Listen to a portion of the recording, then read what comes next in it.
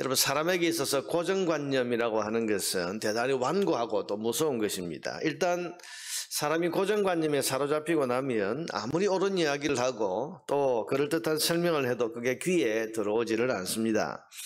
자기가 알고 있고 또 자기가 이해하고 있는 그게 전부라고 생각하기 때문에 고정관념 가진 사람을 올바른 진리로 인도한다는 것은 참 많은 노력을 필요로 하고 또 영원 어려운 일이 아닙니다. 오늘 본문은 하나님이 주시는 구원을 행위가 아니라 믿음으로 얻는다는 것을 강조하고 있는 그런 말씀인데, 그냥 단순하게 구원은 믿음으로 얻습니다 한마디 하면 될 것 같은데, 성경은 이 부분을 많은 지면을 할애해서 아브라함을 예로 들어가면서까지 꽤 장황하게 설명을 하고 있습니다. 왜 그런가 하면 사람이 가진 고정관념 가운데 가장 잘못된 고정관념이 바로 이 구원에 관한 고정관념이기 때문입니다. 사람은 구원에 대해서 특별히 죄인들은 고정관념을 가지고 있는데, 그 고정관념이 뭐냐 하면 인간이 구원에 이르기 위해서는 무언가 수고하고 노력하고 내가 큰 공로를 쌓아야만 한다, 그렇게 생각하는 것입니다. 여러분, 이것은 구원이라고 하는 것은 내 손으로, 내 수고, 내 능력으로, 그래서 구원은 내가 얻어내고 내가 쟁취해야 하는 것으로 생각을 한다, 그런 뜻입니다. 여러분, 세상에 있는 모든 종교가 다 이런 자력 구원 종교입니다. 스스로 구원을 얻으려고 하는 거죠. 내가 하려고 하는 것. 그래서 구원을 위해서는 도를 닦기도 하고 수행을 하기도 하고 고행을 하기도 하고 명상을 하기도 하고 공덕을 쌓기도 하고. 그래서 우리가 가지고 있는 일반적인 사람들의 생각이 뭐죠? 착한 일을 많이 해야 천국 간다. 사람이 착하게 살아야 천국 간다. 이게 다 뭡니까? 자력 구원. 내가 뭔가를 해야 된다는 거죠. 구원에 있어서 내가 공덕을 쌓고 내가 노력을 하고. 그래서 여러분, 많은 종교가 고행, 수행 이런 걸 강조를 합니다. 그래서 어떤 종교에서는 면벽 수행, 그래서 아주 해탈과 구원에 이르기 위해서 세상을 돌아보지 않고 벽을 향해서 몇 년간 그렇게 명상을 하고 수행을 한다든지, 이게 다 뭐냐 하면 구원을 위해서 내가 뭔가를 해야 한다고 하는 그런 죄인의 고정관념에 사로잡혀 있기 때문입니다. 근데 여러분, 이게 바로 인간이 죄인이라는 것을 보여주는 증거가 되기도 합니다. 죄인의 가장 큰 특징이 뭡니까? 그것은 바로 하나님 없이 혼자 살려고 하는 것이 죄인의 가장 큰 특징입니다. 어쨌든 하나님이 내 인생에 개입하는 것 자체가 싫어요. 자기 인생에서 하나님을 제외시켜버린 채 살고 싶은 것이 죄인의 특성입니다. 그래야 심판이 없고 거리낄 것이 없기 때문입니다. 여러분, 생각해 보세요. 왜 위에 하나님이라고 하는 절대자가 계셔서 나를 도와주시는 것은 사람들이 기대하지만 그분이 나를 다스린다. 그래서 그분이 내 삶을 좌지우지하고 또 그분이 내 삶에 대해서 잘잘못에 대해서 심판을 한다고 하는, 이것은 사람들의 마음을 굉장히 거리끼는 것입니다. 사람들이 지금 자유를 외치는데 그 자유란 것이 뭐겠습니까? 누구의 간섭이나 누구의 제재도 없이 내가 원하는 대로 살고 싶다는 거잖아요. 이게 자유 아닙니까? 여러분, 그래서 세상을 살아도 죄인은 자기 뜻대로 살고 문제가 있어도 자기 힘으로 자기가 스스로 해결하고 살고, 혹 하나님을 믿는다고 해도 그 하나님은 내가 주도하는 내 생활에 도움을 주는 분 정도로 필요한 것이지 그분이 나를 다스리거나 간섭하는 것을 원하지 않는 그런 것이 죄인의 특징입니다. 그래서 여러분, 지난 주일도 말씀드린 것처럼 자기가 자기 삶을 주도하는 인생, 소위 자기주도형 인간, 자기중심적 인간, 이게 바로 죄인입니다. 그런데 이 죄인이 자기 인생을 이끌어갈 때 문제가 뭡니까?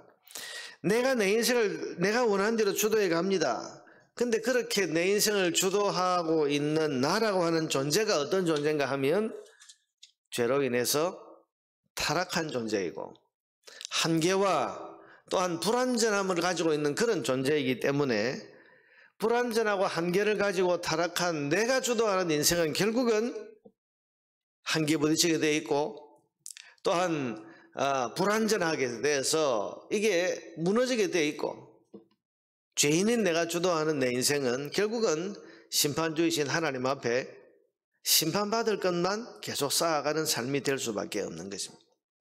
그럼 내가 원하는 삶을 살고 싶다. 이게 사람의 바람이고 죄인의 특성인데 내가 주도하는 나라고 하는 존재를 어떻게 보느냐. 완전하고 완벽한 존재냐. 한계가 있고 불완전하고 능력이나 판단이나 또 지혜에 있어서 그야말로 완전하지 못한 그런 존재냐. 우리가 살아봐서 알지 않습니까? 내가 완전하지 않습니다. 내가 한계를 가지고 있습니다. 내 마음이라고 하는 것도 여러분 내 본성대로 살면 항상 즐거운가? 순간적으로는 그 본성대로 사는 것이 즐겁고 짜릿할지 몰라도 그 일의 결과는 본성대로 살았을 때는 항상 후회거리를 남기는 거죠. 내가 왜 그렇게 살았을까?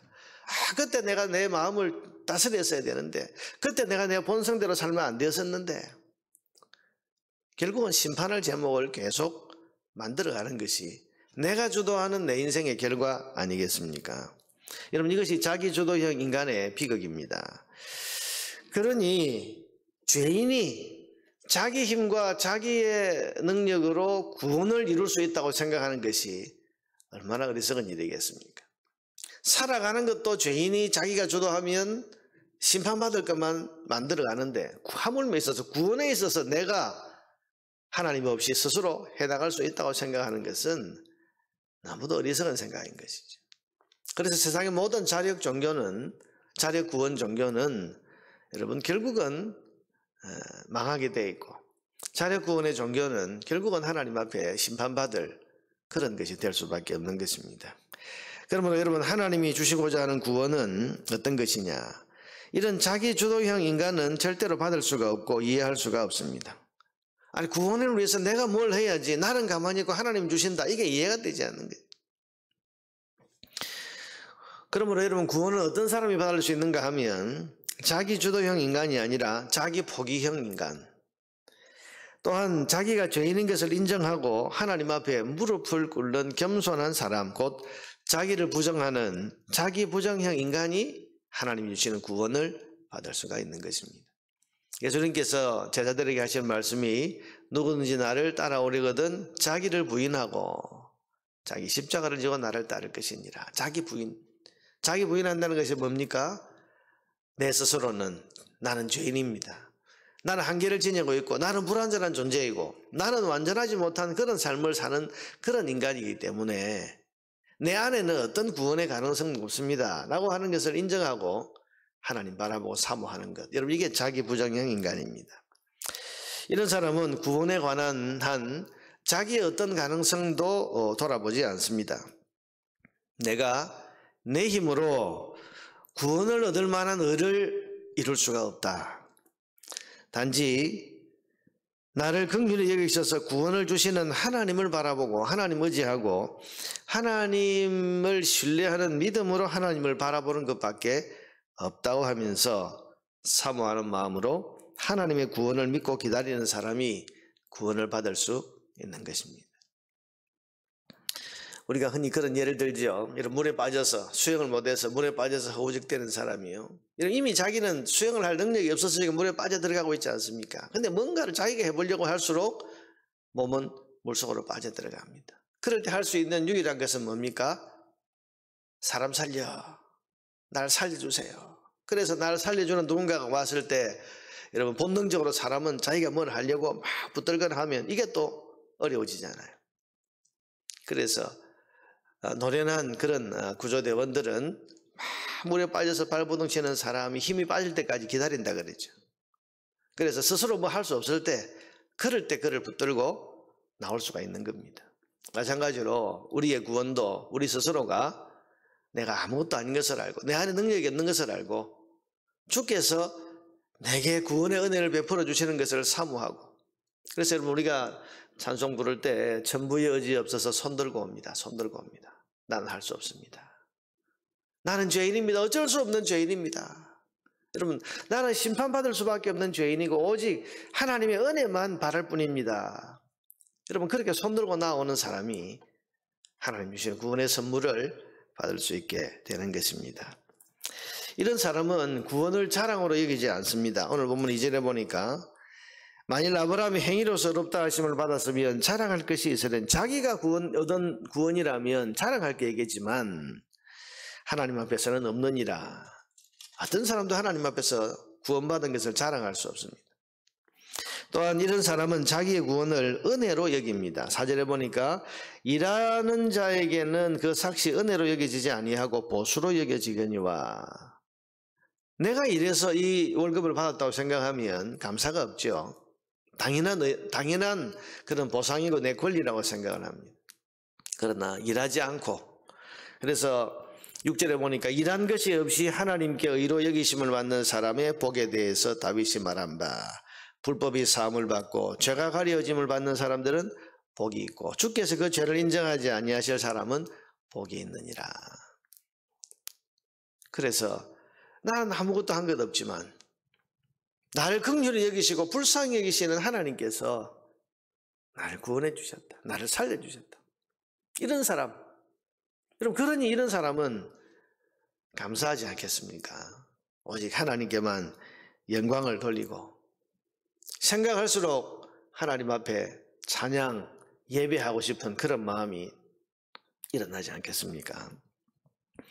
오늘 여러분이 얻은 구원이 하나님의 은혜인 줄을 믿고 감사하고 있었습니까?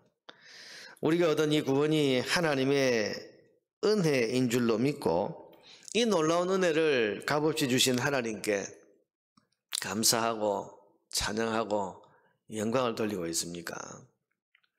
우리는 예수 믿고 교회 와서도 자꾸 내가 뭔가를 하려고 합니다. 뭔가를 해드리려고 합니다. 여러분, 이건 마음 자체는 참 귀한 것이죠. 그런데 그보다 더 중요한 게 있습니다. 내가 주님께 뭔가를 해드리는 것보다 더 중요한 것이 하나님 앞에 감사하고 찬양하고 영광 돌려드리고 내게 주신 그 구원의 은혜, 그것 때문에 하나님을 높이 우러러 바라보면서 그분께 영광을 돌려드리는 것, 이게 더 우선적이고 더 중요한 일이고, 내가 뭔가를 주님께 해드리려고 한다면 그건 내게 이 놀랍고 고마운 은혜를 주신 하나님이 너무너무 고마워서 내가 할 수 있는 뭔가를 주님께 드리고 싶은 그 마음에 드리는 것이지, 와서 뭔가를 하는 것이 여러분 이게 더 우선적이 아니란 말이죠. 예전에 어떤 분이 교회 나와서, 제가 개척교회를 할 때 교회 와서는 입에 입에 발렸다 그러죠. 계속해서 반복해서 하는 말이, 아이고 내가 이 교회를 위해서 뭐 좀 해드려야 될 건데, 초신자인데 처음 교회 나온 사람인데요.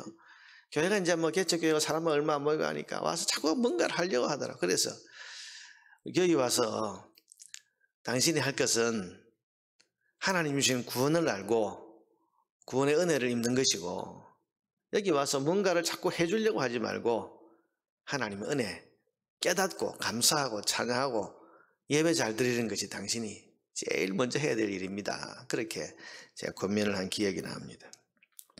하나님께서 우리에게 원하시는 것은 어떤 공로나 공덕을 쌓아가는 것이 아니라 오직 하나님을 사랑하고 감사하고 찬양과 영광 돌리는 삶을 사는 것입니다.